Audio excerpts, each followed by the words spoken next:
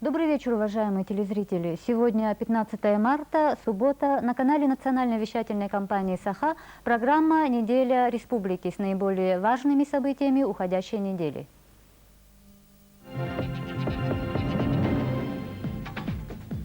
На очередном заседании правительства России рассмотрен вопрос об основных направлениях развития нефтегазового комплекса Восточной Сибири и Дальнего Востока с учетом реализации перспективных международных проектов. В заседании принял участие председатель правительства республики Егор Борисов. 10 марта президент Якутии Вячеслав Штыров посетил объекты общества «Якут-Газпром». Глава республики осмотрел городские газовые сети, совершил облет трассы проектируемого подводного перехода газопровода Хатас-Павловск. Президент республики выразил уверенность в том, что осенью этого года начнется прокладка трубопровода уже по дну реки Лена. 13 марта президент республики Саха-Якутия Вячеслав Штыров провел заседание правления общественной организации Ассоциация попечительских советов учреждений образования республики, в котором приняли участие вице-спикер Совета Федерации России Михаил Николаев, руководители крупнейших предприятий республики. Правительство России получило Министерству природных ресурсов в ближайшее время подготовить аукцион по выдаче лицензии на разработку Талаканского месторождения. Проблемы борьбы с преступностью, состояние профилактики правонарушений в республике обсудили депутаты Госсобрания Илтумен на парламентских слушаниях. Также был представлен и обсужден проект государственной программы по защите конституционных прав, свобод и законных интересов лиц и организаций от преступных посягательств на 2003-2006 годы. За 2002 год компания «Алроса» добыла алмазов на сумму около 1,4 миллиардов долларов. В 2003 году компания планирует добыть алмазов на сумму 1 миллиард 410 миллионов долларов США. С 13 по 16 марта в Якутске проходит республиканское совещание и 5-е региональные игры оленеводов. В мероприятиях принимает участие делегация из Финляндии. Департамент биологических ресурсов Министерства охраны природы республики подвел итоги авиаучета, проведенного в целях слежения за изменением динамики численности популяции диких копытных, обитающих на территории Якутии. Учетные работы по диким копытным проводились начиная с марта месяца и в течение всего прошлого года. Во вторник состоялось первое заседание конкурсного жюри по проведению тендера для осуществления завоза нефтепродуктов в Республику Саха-Якутия для государственных нужд в навигацию 2003 года. Заявки и требуемые документы поступили от 20 поставщиков нефтепродуктов со всей России. Стоимость минимального набора продуктов питания в среднем по России в конце февраля увеличилась на 2% и составила 1066 рублей. В Республике Саха-Якутия 1456 рублей 50 копеек. На прошлой неделе компания «Якутскэнерго» впервые участвовала в торгах по продаже сверхплановой электроэнергии в объеме 10 миллионов киловатт-часов на федеральном оптовом рынке электроэнергии и мощности «Форем». В пятницу утром в столице республики загорелось здание городского управления внутренних дел. Огонь унес жизни людей. Пожар был осложнен тем, что в подвалах здания хранились секретные документы и оружие. Женская кругосветная автоэкспедиция, преодолев на автомашинах УАЗ территории Якутии и Чукотки, находится в Анкоридже, штат Аляска, США. Дальше отважные путешественницы должны выехать в Канаду, оттуда в Нью-Йорк. 13 марта на заседании правительства России рассматривался вопрос об основных направлениях развития нефтегазового комплекса Восточной Сибири и Дальнего Востока с учетом реализации перспективных международных проектов. Об этом в сюжете Натальи Сазоновой. В течение всей этой недели здесь, в Москве, с рабочим визитом находился председатель правительства Республики Саха-Якутия Егор Афанасьевич Борисов. Он встречался с руководителями федеральных министерств и ведомств, а также принял участие в заседании правительства Российской Федерации. Сюда, на Краснопресненскую набережную, где расположен Дом правительства Российской Федерации, сегодня на очередное расширенное заседание прибыли не только руководители федеральных министерств и ведомств, но и главы администраций субъектов Федерации Восточно-Сибирского федерального округа. Заседание открыл председатель правительства Российской Федерации Михаил Касьянов. Сегодня мы рассматриваем основные направления развития нефтяного и газового комплекса Восточной Сибири и Дальнего Востока.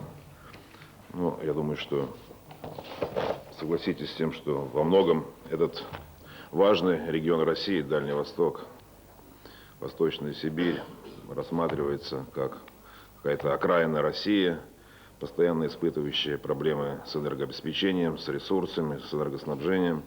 На самом деле это богатейший край, где сосредоточены серьезные запасы полезных ископаемых, прежде всего углеводородного сырья. И наступила пора, конечно, начинать осваивать эти важные регионы, эти важные природные ресурсы. И освоение этих ресурсов, безусловно, даст серьезнейший импульс экономическому и социальному развитию этих регионов Российской Федерации.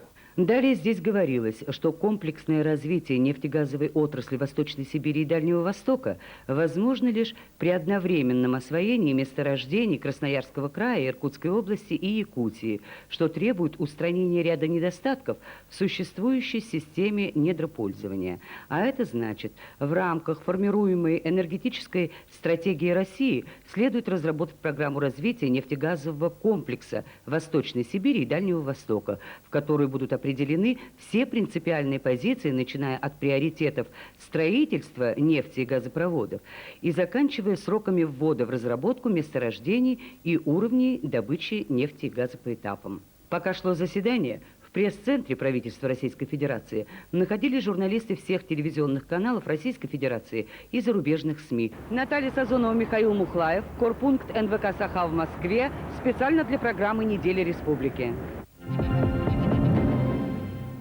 Еще одна информация. Заседание правительства России. Как сказал министр энергетики России Игорь Юсупов после окончания заседания правительства, правительство поручило Министерству природных ресурсов подготовить аукцион по выдаче лицензии на разработку Талаканского месторождения. Таким образом, предложение «Газпрома» и «Роснефти» объединить в единый пакет и выставить на торги 5 крупнейших месторождений Восточной Сибири, в том числе Талаканское, Чаиндинское и Среднебатолбинское на территории нашей республики, Кавыктинское и Среднечонское, было отклонено. Как заявил Юсупов, правительство не планирует перераспределять лицензии на разработку месторождений вопреки действующему законодательству. Также накануне заседания правительства свою позицию по этому вопросу высказала и компания ЮКОС. Вице-президент компании ЮКОС Юрий Лешко заявил, что необходимо как можно быстрее выставлять на аукцион Талакан. Он должен быть продан до конца этого года, а для этого условия аукциона должны быть разработаны до конца февраля, то есть, извините, марта месяца. И компания ЮКОС еще раз подтвердила свое намерение принять участие в предстоящих торгах. На этой неделе мэр города Якутска Илья Михальчук вернулся из деловой поездки в столицу России, Москву, где у него состоялись встречи в федеральных министерствах и ведомствах и в московской мэрии. Мы пригласили сегодня к нам в студию Илью Филипповича, чтобы он подробнее рассказал об итогах этих встреч. Добрый вечер, Илья Филиппович.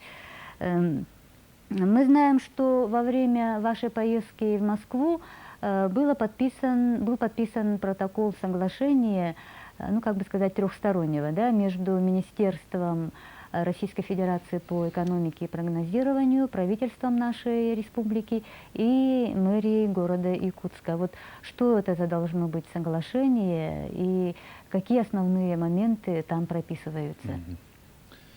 Ну, во-первых, добрый вечер, дорогие телезрители. Вопрос, конечно, и очень важный, интересный, впервые поднят. Наш президент правильно ставит задачу. Не надо ждать от моря погоды, не надо ждать манны небесной.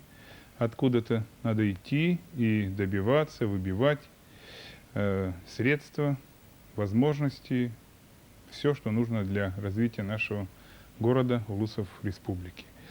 И вот мы еще год тому назад вышли с инициативы в порядке эксперимента заключить соглашение по развитию и поднятию инвестиционной привлекательности нашего города как муниципального образования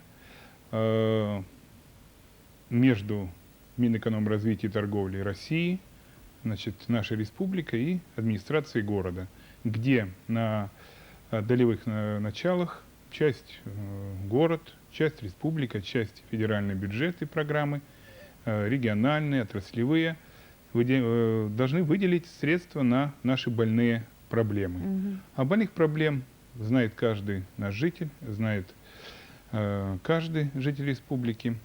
Это, во-первых, конечно, снос ветхого жилья, строительство нового, это инженерные сети, это энергоресурсосбережение, это поддержка малоимущих. И вот такую программу мы разрабатывали. Мы разрабатывали еще, когда были в лоно государственной власти.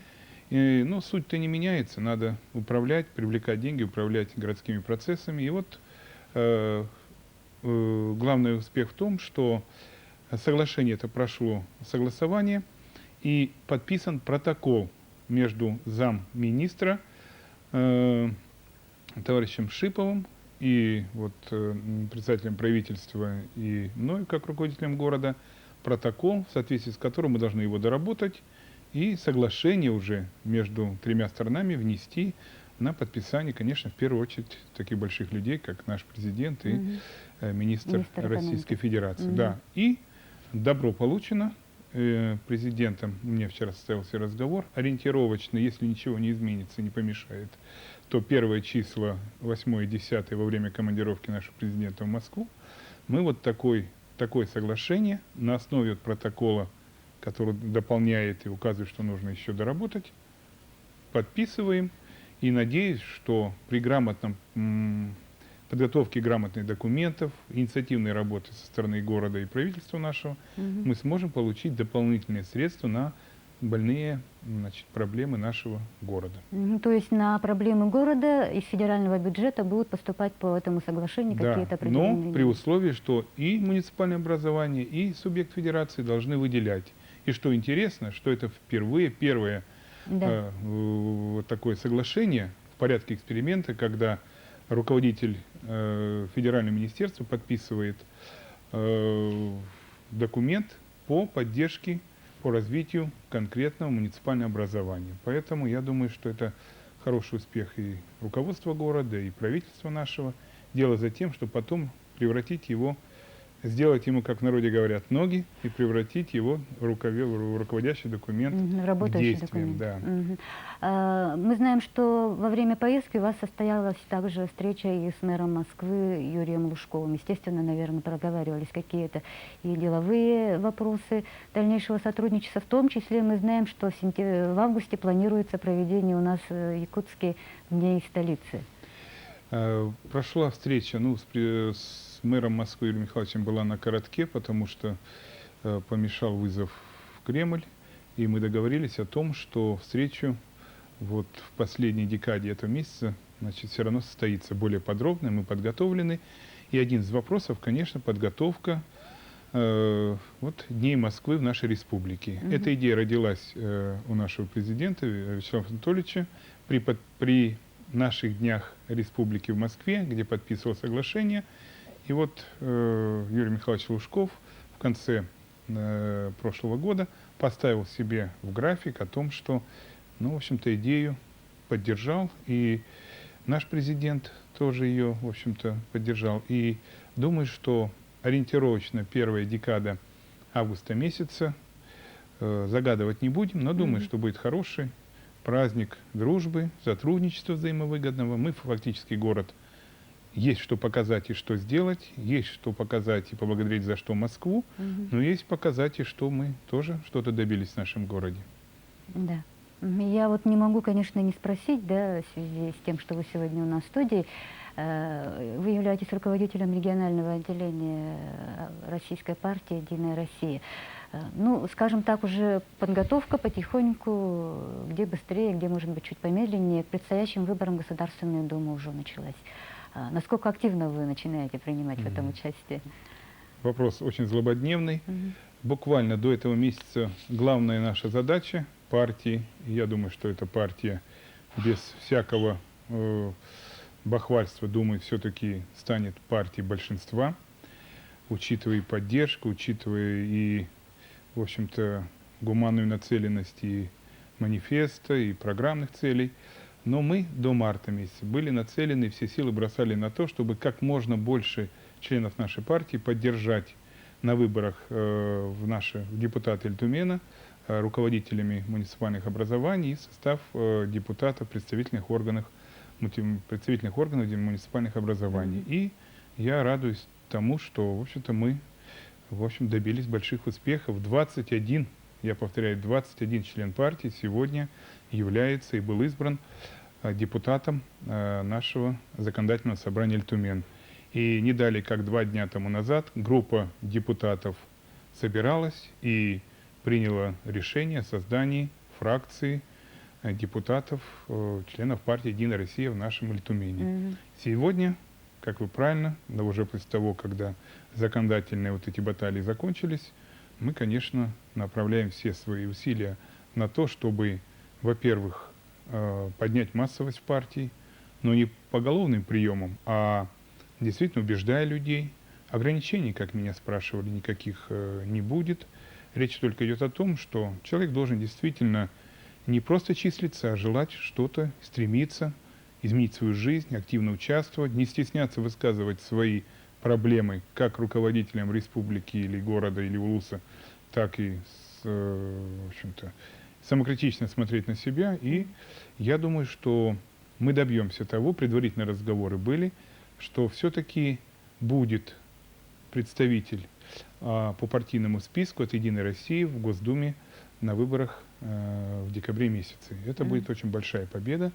Но для этого надо, во-первых, работать по численности, надо показать боевитость, потому что квота выделяется на регион, на Дальневосточный округ. Конечно, по электорату у нас республика небольшая, но по инициативе, по активности, и как прошла вот вчера 2-я конференция регионального отделения, я хочу сказать, есть у нас уже успехи, но главное, это, конечно, должны успехи видеть простые люди. Вот тогда партия станет партией большинства. А вообще простые люди проявляют интерес к тому, чтобы стать членами партии? Конечно. Вот 2 дня тому назад группа наших активистов и членов Политбюро политического совета была в Усть-Алданском улусе. Проводили 2 дни партии «Единая Россия». И вы знаете, и вопросы были. Одна женщина, я помню, Клавдия Ивановна, пришла даже с того края большого, самого большого Аласа нашей республики Мюрю для того, чтобы задать вопросы. И, в общем-то, сегодня мы занимаемся ее проблемами, и таких немало. Главное действительно не ходить по верхам, а заниматься конкретными проблемами конкретных людей, что мы и ставим во главу своей работы.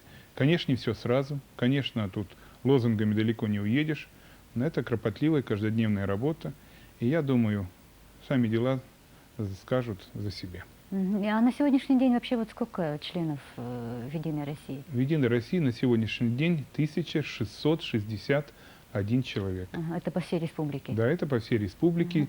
Пусть небольшие местные отделения, но сегодня у нас в 32 у нас улусах есть местные отделения. И сегодня задача стоит в том, чтобы, конечно, увеличивать и членство партии, активность. Мы подготовили на конференции хорошее предложение по изменению устава нашей партии, в программный документ.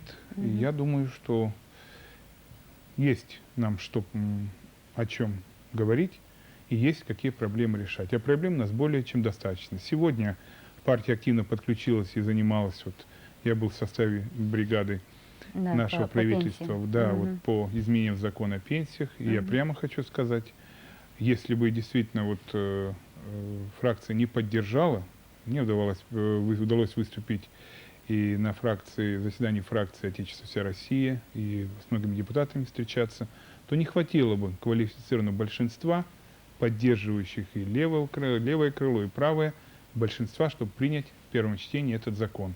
Но вместе все, когда чувствуется солидарность, независимо от политических убеждений, вот тогда и дело спорится, и результат налицо. Ну а теперь впереди надо вместе с президентом нашим, с правительством дальше пробивать этот закон. Но, конечно, рогаток, условностей очень много. Там есть сложности, да.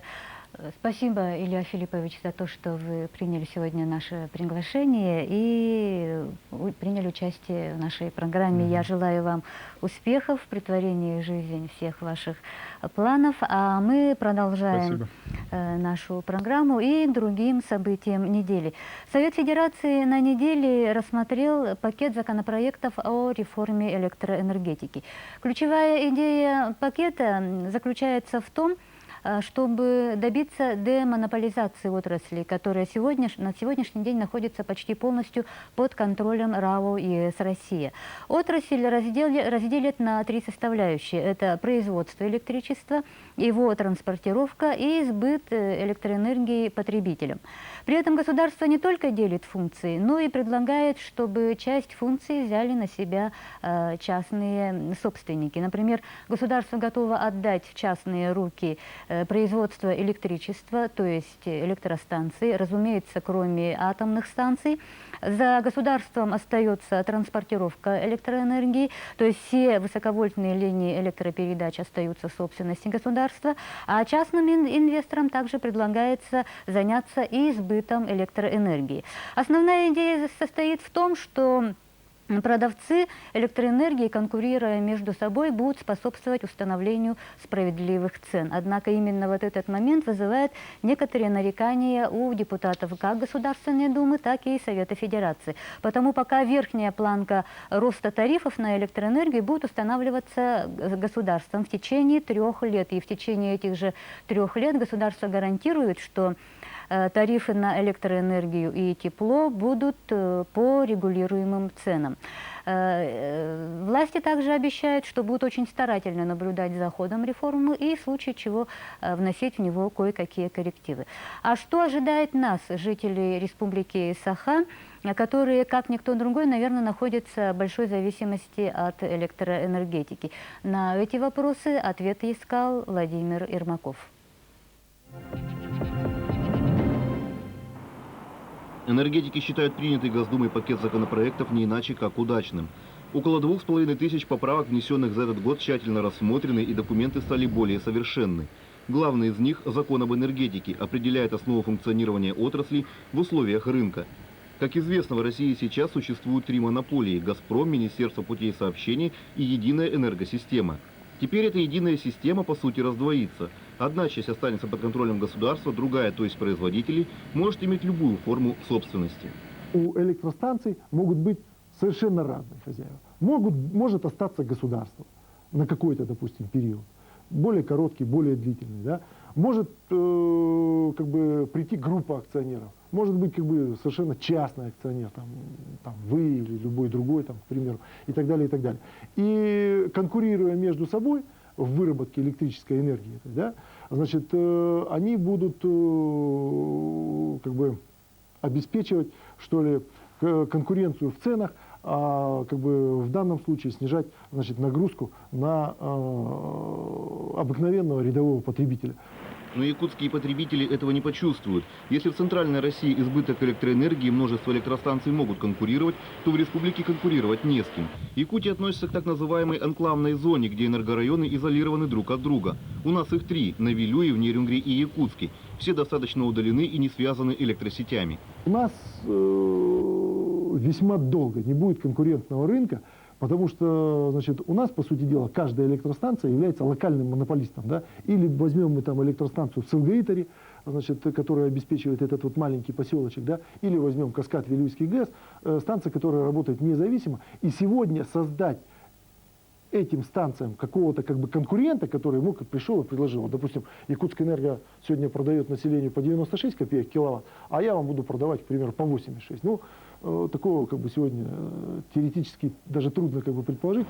Тем не менее, энергетики Якутии видят определенную выгоду. Если заработает рынок, то пойдут инвестиции. И даже если это опять коснется только центральной России, общее оздоровление отрасли скажется и на компании «Якутскэнерго». Принятие Советом Федерации пакета законопроектов уже называют историческим для российской энергосистемы. До конца марта закон должен подписать и президент Владимир Путин. С этого времени начнется поэтапный переход отрасли от монополии к рынку. Тогда, быть может, и у нас в стране электроэнергия станет обычным товаром.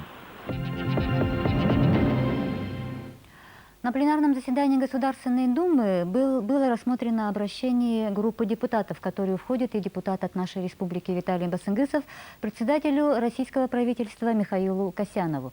В депутатском послании предлагается отложить реализацию новой концепции оплаты труда бюджетникам и отказаться от отмены единой тарифной сетки, против чего, собственно говоря, и выступали профсоюзы в феврале месяце этого года.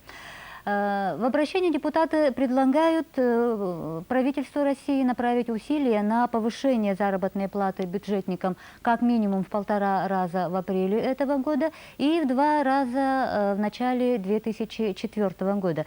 Причем подчеркивается, что на сегодняшний день состояние российской экономики вполне позволяет повысить заработную плату бюджетников до требуемого уровня. Об этом сообщает пресс-служба Государственной Думы Российской Федерации. Еще одно событие этой недели – это отставка президента фонда САПИ Федота Тумусова с этого поста.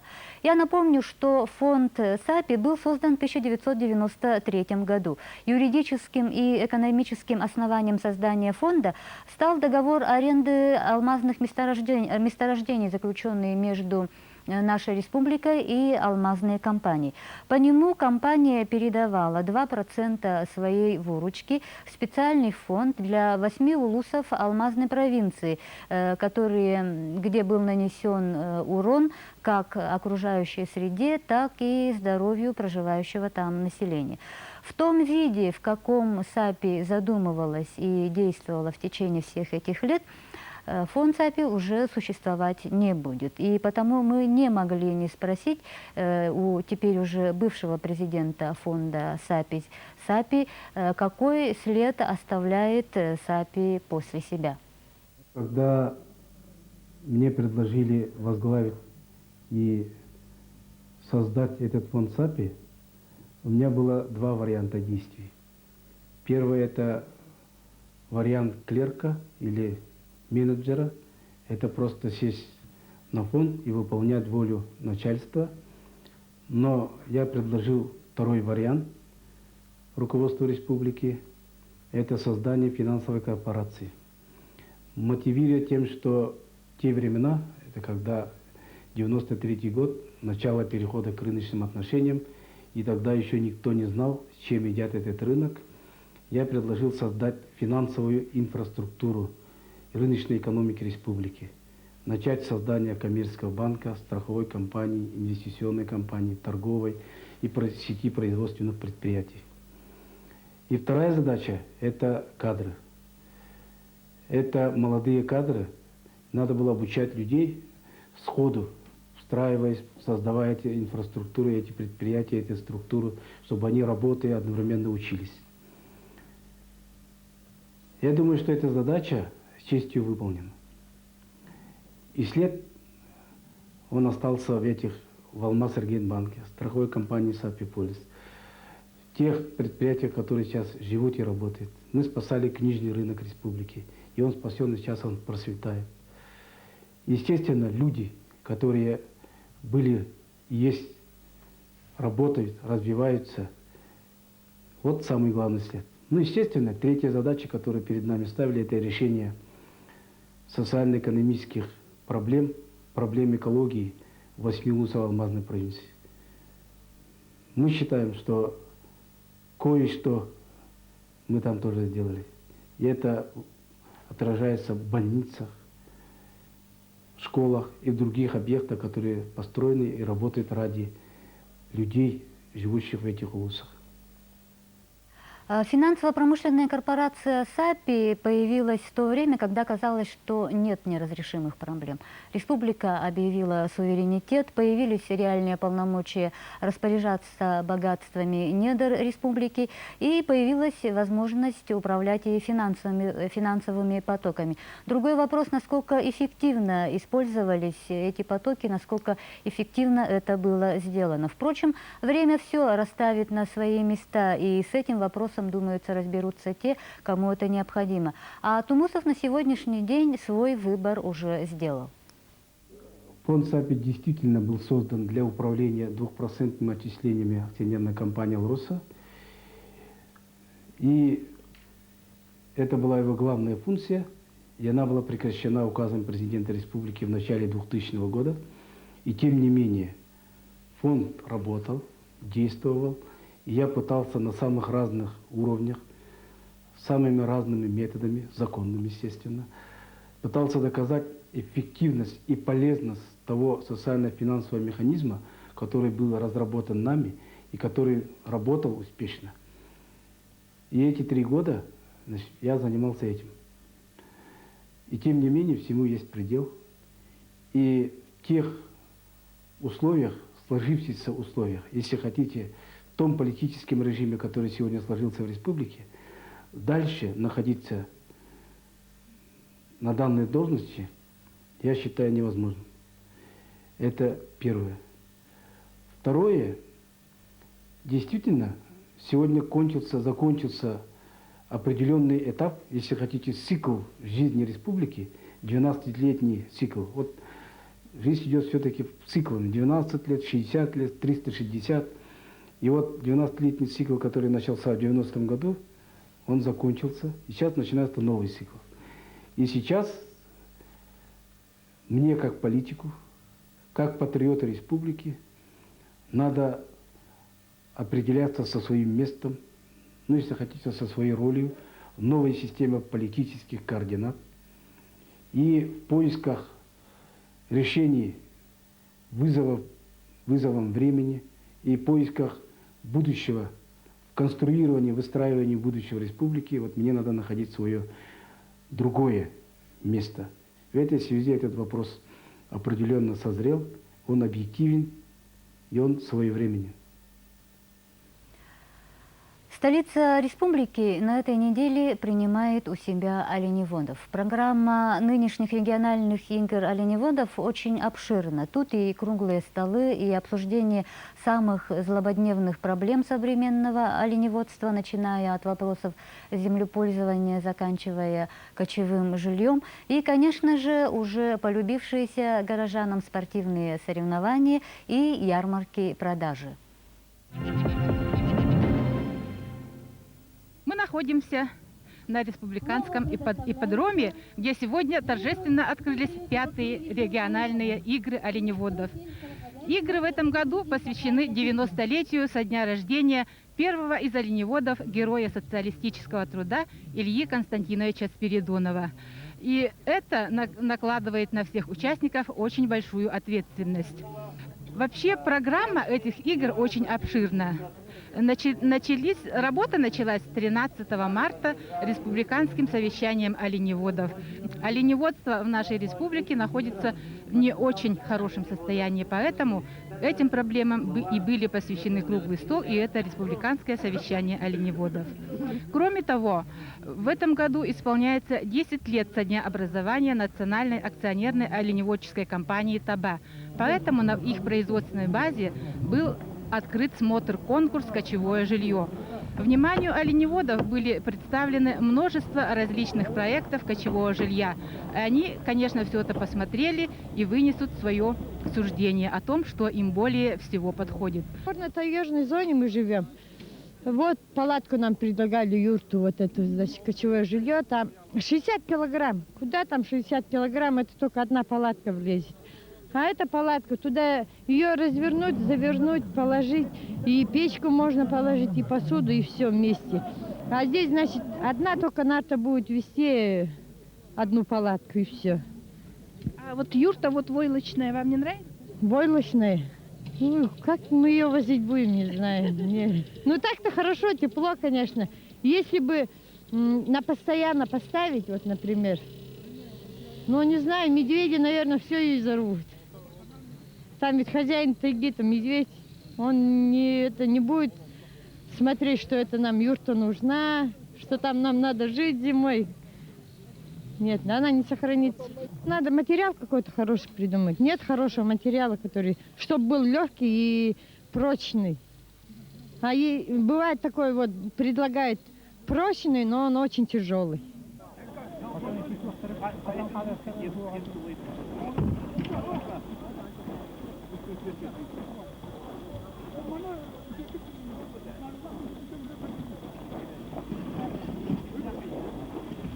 Сегодня уже состоялись оленьи гонки на упряжках среди мужчин и среди женщин. А все остальные виды спорта, такие как стрельба из пневматической винтовки, северное многоборье, бег на камусных лыжах, все это будет завтра. Я сегодня хочу пожелать успехов спортсменам. И как президент ассоциации Сахада Спорт хочу сказать, что победители этих соревнований по согласованию с Госкомспортом им будут присвоены звания мастеров спорта Республики Саха-Якутия.